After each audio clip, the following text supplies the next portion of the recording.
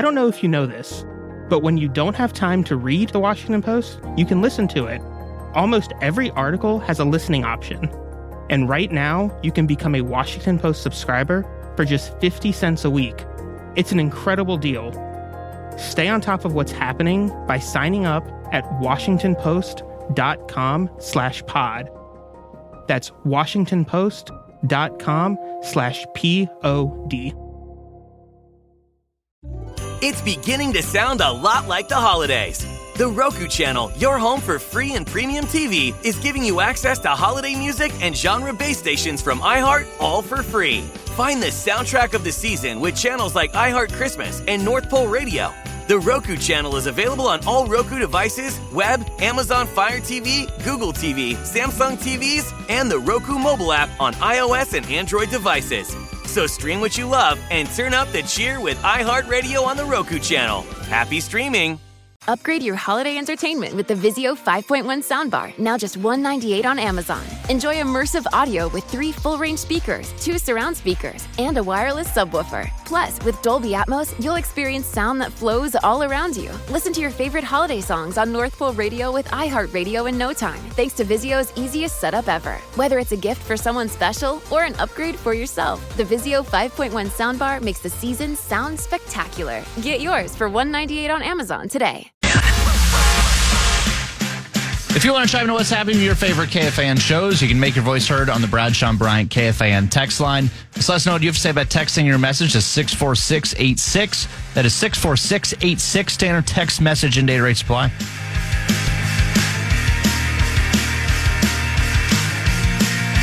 Yeah, speaking of text messages, I got this from Chris. It's ironic that Cousins' contract, and then he puts greed in parentheses, kept us from contending all these years, but now his greed and leaving for more money saved us from a miserable 2024.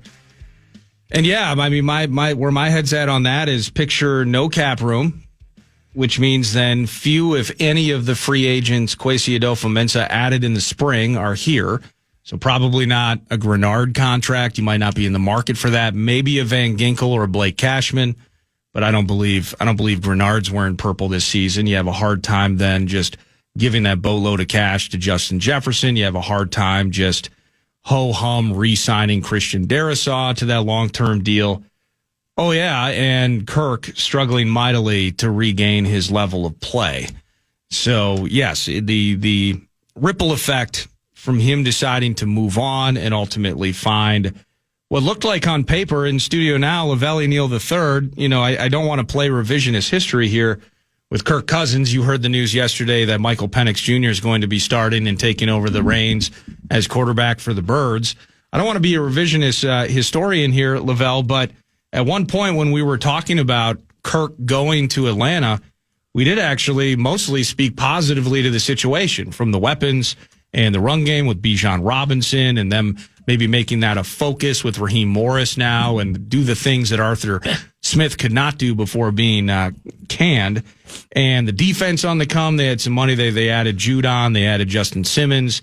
This actually, I would say, when Cousins started there, you can say it was all about the money, and that's all we're going to remember. 4 years, 180. It was preposterous. Mm-hmm. But he was actually on paper going into what looked like a high-end situation in kind of a mediocre NFC South. Yeah, I think Kirk, when he left here, he was leaving a situation he was worried about getting jettisoned after a couple of years, and he was trying to ensure some long-term job stability, and he chased that down to Peachtree Street in Atlanta.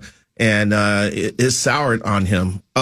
It's just strange how this season has turned around on him, because he threw for 509 earlier in the season. People were doing the sway thing in the stands. I can't remember what that song is called. I didn't even know it existed till 2 years ago. People are swaying in the stands. They're having a good time. The Falcons are like the Dirty Birds are back in the house, and everything was a big love affair with Kurt, and it's just gone haywire. He's gone south. Yeah, they roll in. The social media is taking pictures of him with chains. I think they even gave him a fat chain at his contract signing. Yeah. So it's gone haywire on him, and it's worked out. You know, you don't know how these things are going to work out till 2-3 years down the road, but this is one case where just a few months down the road, The Vikings are sitting in a pretty good spot here with Sam Darnold playing well above everybody's expectations, and J.J. McCarthy still in the fold as the future of the franchise. And thank Atlanta on both ends, because he also took Michael Penix Jr., which paved the way for the Vikings to select J.J. McCarthy, who I think is a better quarterback. So it also helped me win a bet. I had a free dinner at one of my favorite steakhouses in town, because I bet someone that Michael Penix would be taken in the top 10 picks of the draft. And that allowed me to have a nice steak dinner. So it was great for everybody except Kirk. Except for Kirk, indeed. And that was kind of, I think, the best route for everybody, the best route for Kirk would be if they just cut him and and I've been not arguing with people, but people are texting in. He's got no chance to start anywhere else. His career's over. This has been nothing short of a disaster, certainly for Atlanta, from a financial situation, him from a career standpoint. But he does. There will be suitors if they cut him and they gotta foot the bill, and some team can just sign him for $1 million. There are going to be teams that try to bite on that. It depends on what Kirk is willing to accept in terms of a starting role. There's going to be about 7 teams that are going to need quarterbacks, so they may take a chance on him. But it may be it too. And Kirk may go home and go, you know what? I've made over, it's going to be over $300 million in his career, right? Yeah, it's going to be pushing $400 million. You know what? I think it may be time just to sit at the crib. He may just decide to take it on in. Best businessman maybe in the history of the NFL. Best agent, probably. Not bad. Yeah, it's not a bad gig if you can get it. So, his career, he's come a long way from Michigan State. I tell you that, because I didn't think much of him when he was a Spartan. Lavelle Neal, the third columnist, Star Tribune, at Lavelle Neal via X. He's in studio, and he's in studio weekly, brought to you by Allery's Bar and Barbecue. And, of course, that's your home. They're in downtown St. Paul, your home for free parking and wild shuttles. So you were on site at U.S. Bank Stadium on Monday night. Mm-hmm. What'd you think about my favorite team? What'd you think about your childhood team? Well, I was critical of the Vikings in the paper the next day, to be honest with you, because I think expectations need to be raised here. There are some fantastic things awaiting this team right now as we move into the final 3 games of the season. They have a chance to win the division. They have a chance to host a playoff game. They have a chance to have the number 1 seed in the NFC. The NFC is not it's not insurmountable. The Eagles are still trying to figure out their offensive balance. The 49ers have not been the team everybody thought they were going to be. Why not the Vikings here? So when Darnold overthrows JJ, yeah. When JJ drops a touchdown pass that led to which ended up leading to an ill-advised decision to go for it on a 4th down, followed by an ill-advised pass that was picked off. 10 penalties. Cam Robinson, what are you doing? Yeah. These things need to be cleaned up, because these games are more meaningful, and against better teams than the woebegone BS Bears, could come back and bite them. So I expect more out of this team now. Now, defensively, they brought the funk on Monday. They did what they had to do. But it was still a tumble game in the third quarter. I'm sitting there going, they should be putting this team away. And I think Ryan Clark, I wish Clark give with that stupid brooch with his initials on it. He said, the Bears are just sitting there waiting to be finished off. And I agreed with him. Isn't Ryan Clark becoming a fashion icon, Lavelle? Yeah, just let him dress on prime time the way he needs to dress. We know who he is. I don't need to see his initials on his chest. So I think if you had a shirt that had just a nice embroidered LN or Lavelle in some form of cursive, I think that'd be tastefully classy. Roman numeral 3. Oh, easy enough. So, three thoughts from 3. I just thought the Vikings could have put their foot on the Bears' throats in the first half and make it even more than make it a laugher then. And the final score ended up being 18-point spread. So yeah, that was the thing. The Vikings had penalty issues. They did have. I'm disappointed it ended in an interception, but I have no problem with KO going for it on 4th down there. In the end, middle pressure forces Darnold into his patented bailout, the spin. You could argue if the turnover there, the Bears had the ball on the 6 or 8 or whatever with a bad offense. You You could argue that was... Well, you could argue Tyreek Stevenson should have just batted the ball down, and then he would have gotten field position. Well, he's an idiot. He doesn't know what he's doing out there. He'd rather talk to the fans than defend the Hail Mary. Well, he's created a track record for himself in 2024, and he's one of the great memes of the season, and it'll be him facing away as Jaden Daniels is dropping back. That's going to be the Bears commemorative print from the 2024 season. And just to remind me, he did indeed ultimately tip the ball into, I can't remember if it was Noah Gray or whose hands it was that ultimately caught that. And he had another role. I think he's supposed to, was he supposed to get the guard the back guy? The guy ended up catching the ball? Yeah, he didn't. He just jumped into the pile and tipped the ball. He did tip the ball. How about trying to knock it down? Just an idea. Everything went haywire. Yes, it did. The season they haven't won. I think that started the streak that they're enduring now. Oh, by the way, I'm disappointed you didn't correct Sinekin because he sat here in this chair and used the words "our squads" and "top of the division" in the same sentence. You look at the standings. Technically, they're closer to last place than they are first place. That is true. And they've lost to both the Lions and the Vikings. They have. And probably going to lose to the Vikings again at home. They will. So I know they're a cute little team. They're a young little team. They've won some games. They're going to be a wild card. But they need to know their place. Don't let them get too haughty here. Well, the reason I didn't correct him is because I'm trying to be cautiously optimistic. Look at Brett back there. Yeah, what are you talking about? Yeah, I'm talking about your third place team. We have what might be among the historically good divisions in the NFL. And I'm going based off of records. The Lions are in a spot right now, injury-wise, where that could change. And that's awful for that fan base. It's good for the Vikings who have an opportunity. It's going to be fun to watch, though, because the Lions now know they have to outscore people. Absolutely. So there could be fireworks every game the rest of the season here. Well, and they still put 42 on the Bills. Yes. I don't even, it's inexplicable, the onside kick decision by Campbell in that spot. Still 11 and a half minutes to go or whatever it was. You're down 10. Clearly, you're worried about your defense. There's no doubt, but that was just a preposterous decision by him. But still, that offense is intact, and that offense is absolutely lethal. Yeah, we were trying to figure out when I was watching the game with some friends, and we were all just calling Campbell an idiot. And one of my friends was like, unless Aaron Glenn told him my defense is gassed.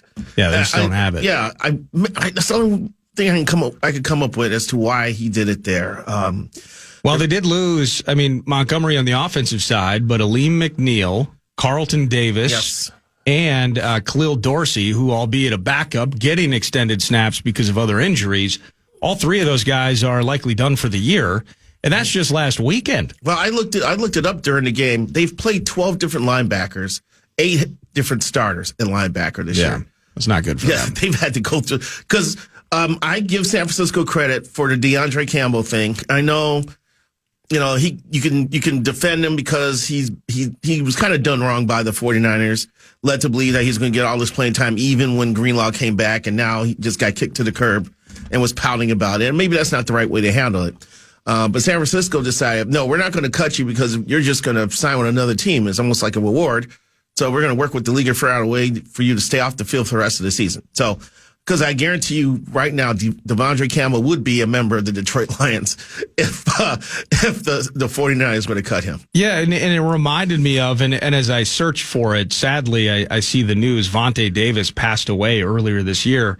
But do you remember when Vontae, it was a Colts and I think maybe a Bills game? I can't remember exactly who it was against, but he retired at halftime, where he just said, I'm out. Vontae Davis played like a decade plus in the league and veteran stage of his career, certainly at that time. But I think it was against the Bills. I don't entirely recall, but he just didn't roll out at halftime. He's like, nah, I'm just out on this. That's what the Devondre Campbell bit reminded me of. It's a sad story. Vontae was a special person. And a good player. Well, he went to Illinois. So I remember he started as a freshman in Illinois. Oh, okay. All right. Yeah. So you know about this then. Exactly. And I don't know if he was I better not speculate on that. I just think listen to him talk, it seems like he processes things differently. Maybe some post-retirement troubles. Perhaps, or maybe during career troubles as well. But yeah. I'm not saying he's a bad dude. I just think I understand. he had a couple issues there. Yeah. So, but passing away at such a young age. It was like April 1st, too. That's too bad. No, that's super sad. But he was a guy who he was on one of those teams that was Hard Knocks one year, and the coach was cutting him or something. And the guy wanted to know, when can I call my grandmother to tell her I got cut? I was like, well, that was an interesting thing to say in that situation. Yeah, first round pick to the Dolphins. Then he spent the chunk of his years with Indy, and then that final season, 2018, with the Buffalo Bills. Yep. My goodness. But you don't see it often, whether it's Devondre Campbell, Vontae years ago, Antonio Brown kind of just decided to take his jersey off and start playing in the crowd against the Jets. He definitely has a couple screws loose. He's an interesting character. There's no there's no doubt about that. But in the end, back to the Lions, back to this division. If the Vikings win out, they take the North. And that's an awesome spot for the Purple to be in. A great opportunity, as you mentioned. But I can't take Sinekin deep until we get to that stage, because the Vikings could be just like the Packers, as they are in this spot right now, a double-digit win team that has to go on the road and play a wild card game. Yeah. I saw a stat was troubling, too. Romeo Doubs and Christian Watson, apparently first and second in receiving touchdowns since the 2022 draft. I was like, what? What? Really? They're first and second. They are? Yes. No, I didn't see that stat. Yeah, I saw it a few days ago. I was like, God dog it. Youngest team in the league, upside. Yeah. Their GM doesn't make a lot of mistakes. I mean, that's a front office, man. Green Bay and Detroit, when you click on your drafts and then make savvy free agency decisions, It is kind of obnoxious. Like Edgerrin Cooper is working out. I was talking with Sinekin a little bit about him. Yeah.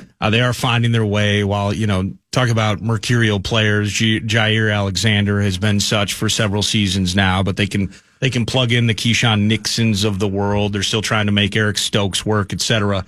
They just find things that constantly work. It's impressive, but Jordan Love's deep ball is as good as it gets. He's not throwing as many back foot stupid. He's not making all of those bad decisions. But he's doing that jump throw thing now. When he's like jumping and kicking his leg out and like flinging the ball 40 yards down the field. You can't hate on a guy for having a little panache when he's back there. Is that panache? I don't know if it's panache. So I'm a panache. You can be panache. So yeah, but he's doing his thing, and he's not making huge mistakes. He's putting himself in a spot where he's not getting sacked as often. He's not throwing it to the other team. Yeah. It's kind of obnoxious. Their team's pretty good. I know. It stinks being a Bears fan. You need other teams to root for to beat the teams that you can't beat. Well, yeah, and as part of this historic, NFC North, the only team kind of weighing things down is your favorite team. You crushed me with this little bit of a memory lane bit prior to coming on the air, where when Ryan Poles was named general manager, you were running through names that were interviewed for head coach. And I'm thinking, well, obviously you guys interviewed Kevin O'Connell at some point, and maybe Eberflus just, put it over the top, had a better interview, et cetera. You didn't even interview Kevin O'Connell. You interviewed Eberflus.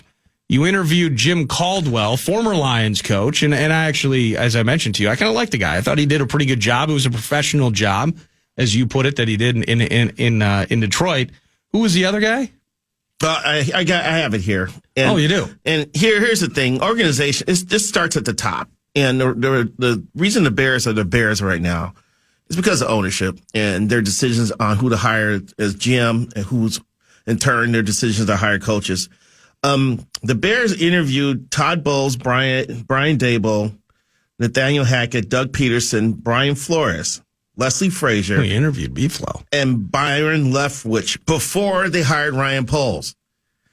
Then they hired Ryan Poles. And he interviewed Matt Eberflus, Dan Quinn, and Jim Caldwell. Oh, and Dan Quinn! 2 days after being hired as GM, Poles settles for Eberflus, and the rest is history. Wow. Meanwhile, Kwesi was hired by the Vikings, I believe the same week as Poles. Waited 3 weeks, hires KOC, rest is history. Wait a minute, was Kwesi an option for the Bears?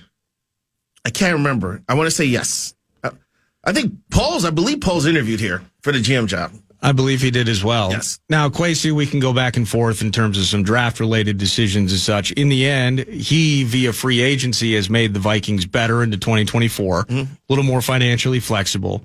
you have to give it to Ryan Poles. I think he overall has improved the roster during his tenure. I agree. But where Kwesi hit the grand slam of grand slams with Kevin O'Connell, your guy Poles kind of made a mess of it with this Eberflus thing.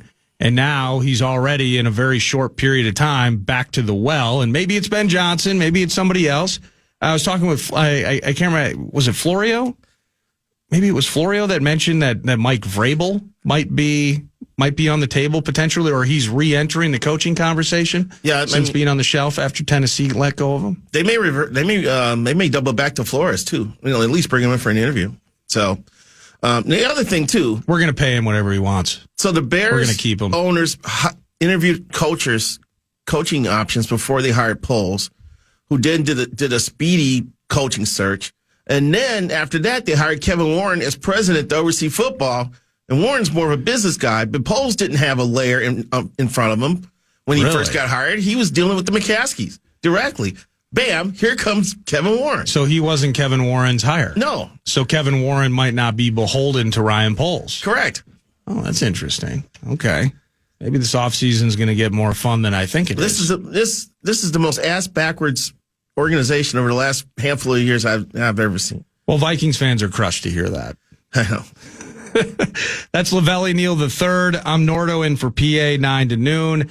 Final hour. I do want to continue on the Vikings momentarily, but there's a big hoops festival taking place tomorrow night at Target Center, and Karl Anthony Towns making his return to Minnesota. That's going to be a fun one tomorrow night. We'll talk about all of it with the columnist as the final hour continues right here on The Fan. Head over to NFLShop.com for the largest collection of officially licensed gear from all your favorite brands. NFL Shop is your ultimate gifting destination for jerseys, t-shirts, headwear, and more. Take your game day style to the next level with the best selection of NFL gear anywhere. Show off your team pride this holiday season with styles fit for the whole family. To shop now, go to NFLShop.com.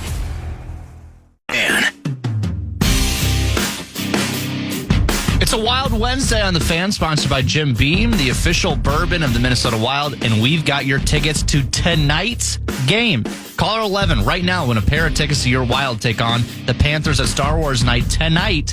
Call now, 1-800-320-5326. That's 1-800-320-5326 for tonight's game. Let's go. It's Wild Wednesday. Yes, tonight, Minnesota Wild hosting the Florida Panthers.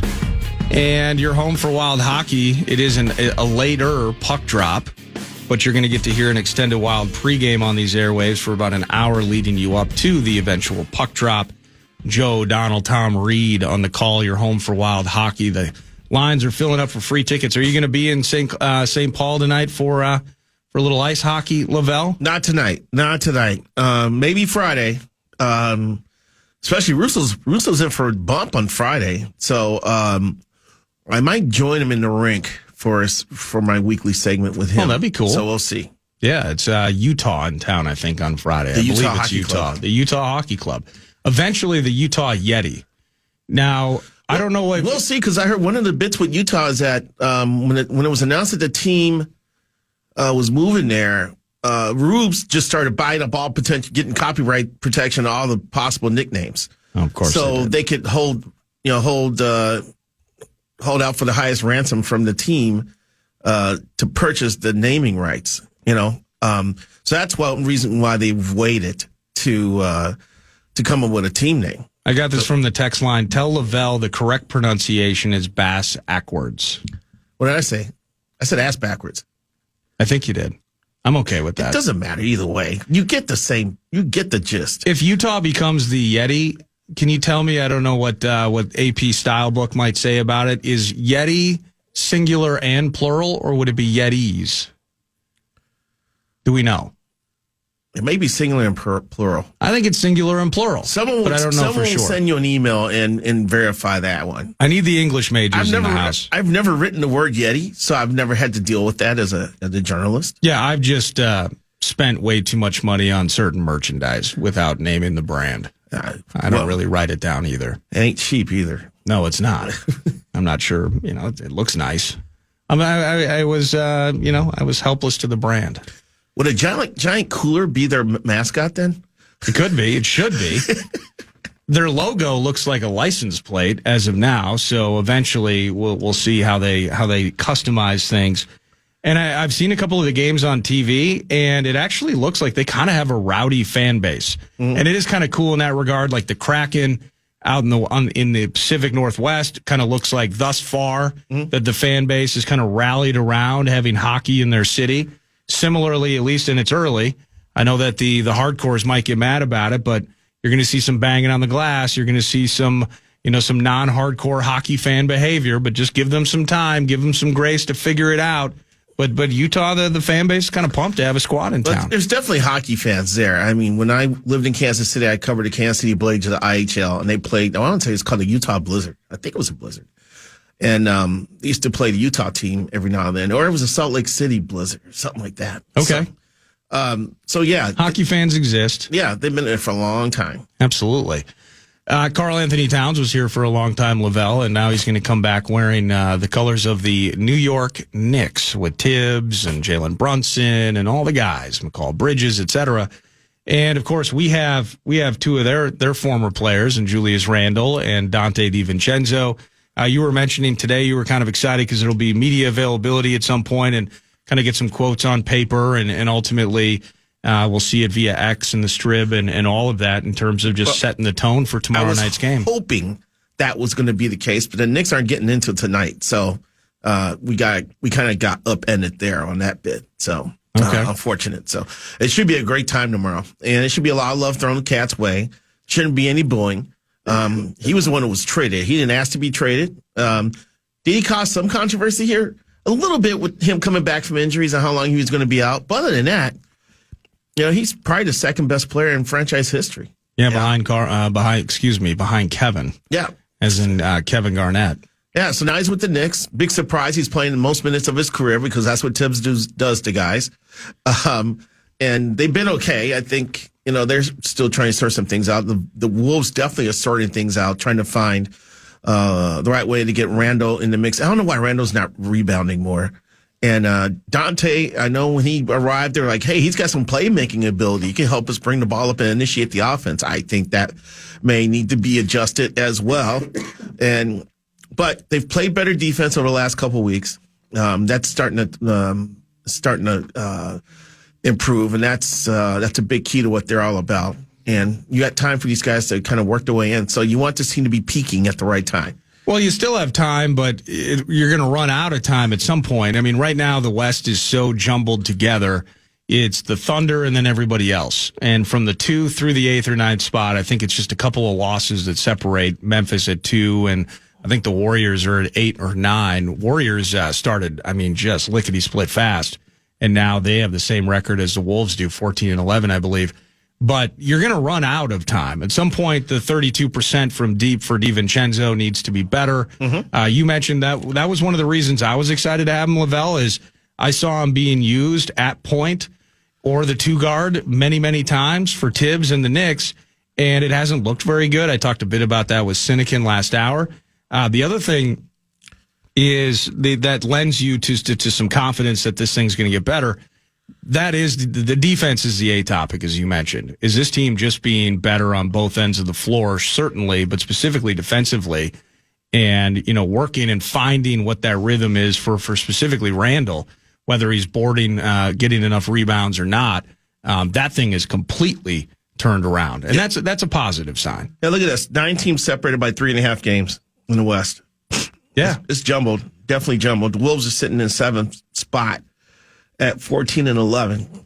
So actually, it's gonna be pretty interesting. It's gonna be a lot of fun going down the stretch here. And we're not even at the stretch yet. We're not even at the halfway point.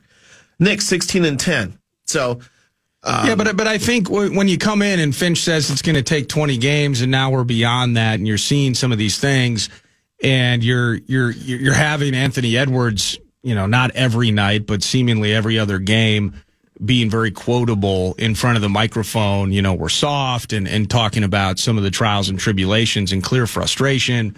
He starts the season, he's shooting 13 or 14 triples a game. He's hitting at 45% clip. So you dig that, but then you also kind of see a guy that, how's he handling prosperity? How is he taking on the true alpha and the leader of this team? And you kind of feel like in some ways, I think Anthony has tried to shoulder that burden and suddenly, shoot his team out of all potential woes, and it wasn't working. And now they're kind of getting their feet under him, and that's all good. But I think there's a patient situation that is lacking for many, and in some ways I understand it. Well, we're in the second quarter of the season, so I want to see how these next 20 games go, because they're making progress now. I want to see where this takes them. No, I'm with you on that. I got this from the text line. There's only one Yeti. See, I thought there could be more, like a family of Yeti. But there's only one Yeti, so it is singular, and there is no plural version. How do we know there's one Yeti? I think there's more than one. Is there more than one Bigfoot? Well, I also got this text. The plural of Bigfoot is Big Feet. Have you ever written about these? This might be... I don't know how the 3-2 pitch is necessarily crafted, but this isn't, potentially this is potentially a story. I covered a player, Anthony Swarzak, who was convinced Bigfoot existed. So these conversations in the clubhouse would be hilarious. Well, growing up and watching one of the great classics in the history of cinema, Harry and the Hendersons, with John Lithgow, and I was pretty confident as a young one that Bigfoot was a real thing as well. But now I'm thinking satellites, I'm thinking infrared, I'm thinking blurry pictures, I'm thinking that we would have found him by now. Or in the Loch Ness Monster? Don't rule out Nessie. You don't know what's going on in the water. I believe there are still areas of the ocean that we have not explored because of pressure-related situations. Well, yeah, you can only go so far down without being crushed by the pressure. Like there's something like in the Mariana Trench, I think that's like the deepest part of the plotted ocean that we've been to. It could be a whole nother world down there. There could be, exactly. So can you rule out Nessie? Can you rule out Aquaman then? I think you can rule out Aquaman. I don't know. This has gone like weird. Mermaids? Are you into mermaids? I got a buddy who thinks mermaids are real. Bill Belichick is.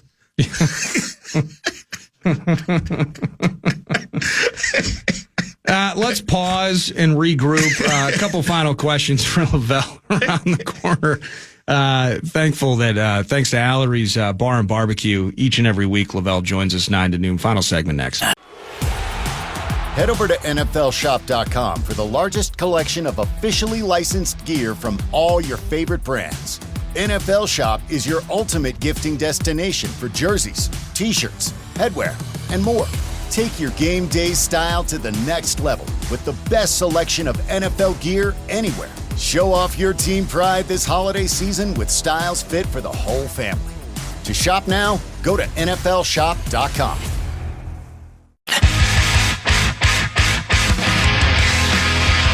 The Fan and Shields want to make your holiday shopping a little easier this year, whether you're shopping for the perfect gift or treating yourself. This is a contest you don't want to miss. Head over our contest page, enter for your chance to win a $450 gift card. KFAN.com keyword contest, enter.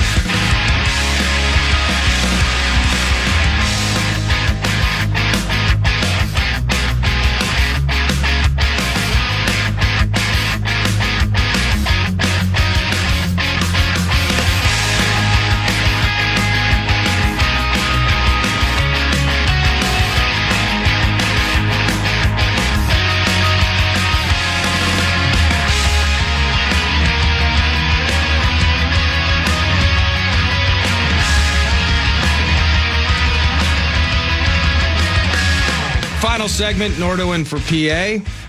Weekly guest, Lavelle Neal III. Brought to you by Allery's Bar and Barbecue, your home for free parking and Minnesota Wild shuttles. You were in person on Monday, so you didn't get to feel the vibe at Allery's.